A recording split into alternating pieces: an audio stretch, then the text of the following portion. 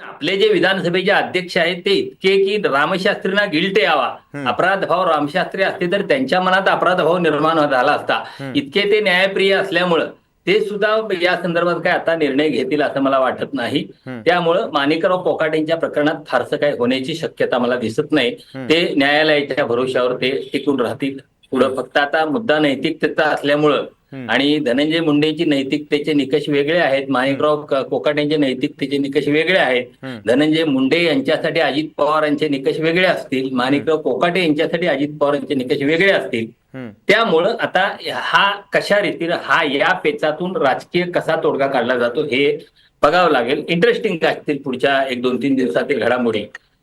पहिली गोष्ट. हम्म, दुसरी गोष्ट जी धनंजय मुंडेंची आहे, धनंजय मुंडेच्या संदर्भात ज्या पद्धतीने देवेंद्र फडणवीस, अजित पवार आणि धनंजय मुंडे हे तिघं महाराष्ट्राला मूर्ख बनवत आहेत, हम्म, म्हणजे मूर्ख बनवण्याचं राजकारण खेळत आले आहेत, हम्म, ते बघितल्यानंतर आता एक शक्यता दिसायला लागले की ज्या पद्धतीनं आज धनंजय मुंडेचे एक ट्विट आलेलं आहे बेल पाल्सीच्या संदर्भात.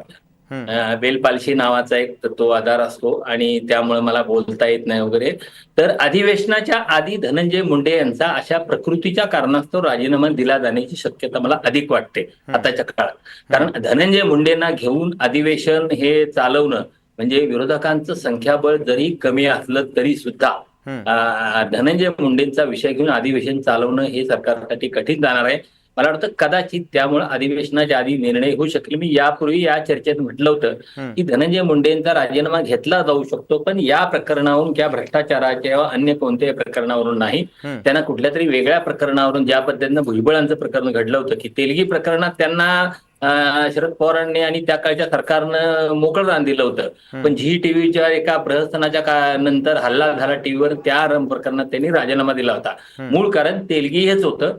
तर तसं धनंजय मुंडे यांचा राजीनामा घेतला जाईल. आता ते प्रकृती या कारणास्तव राजीनामा देतात की आणखी काही कोर्टाचं कुठलं तरी एखादं मुद्दा काढून त्यांना राजीनामा द्यायला भाग पाडलं जातं हे बघावं लागेल. हम्म, पण अजित पवारांचं परवाचं वक्तव्य विनोदीच होतं, म्हणजे हम्म, की धनंजय मुंडे, मी राजीनामा दिला होता, धनंजय मुंडे यांनी नैतिकतेच्या ह्याच्या आधारावर राजीनामा द्यायला पाहिजे वगैरे, हम्म, किंवा त्यांचा निर्णय त्याने घ्यावा. हम्म, हे सगळं खूप गमतीशीर होतं. म्हणजे हम्म, आणि देवेंद्र फडणवीस, अजित पवार हे एकमेकाकडे बोट टाकून कशा पद्धतीने टाइमपास करत होते. हम्म, आणि धनंजय मुंडे यांचा राजीनामा मागणारे सुरेश धस हम्म, हे देवेंद्र फडणवीसांना बाजूला ठेवून त्यांचा राजीनामा अजित पवारांनी घ्यायला पाहिजे, हम्म, त्यांच्या पक्षाने हे सांगत होते. म्हणजे सगळे लोक महाराष्ट्राच्या जनतेला मूर्ख बनवत आहेत. हे सरकार सत्तेवर आल्यापासून एवढ्या हम्म, प्रचंड बहुमत सरकारला मिळाल्यानंतर खरं तर एक दिवस सुद्धा या सरकार संदर्भातल्या पॉझिटिव्ह वाईज लोकांच्या मध्ये गेलेल्या नाहीत. हम्म, हम्म, हम्म. खरं तर आता निश्चित. इतकं सगळं घडल्यानंतर प्रवीण दरेकर, चित्रा वाघ किंवा अन्य जी भारतीय जनता पक्षातली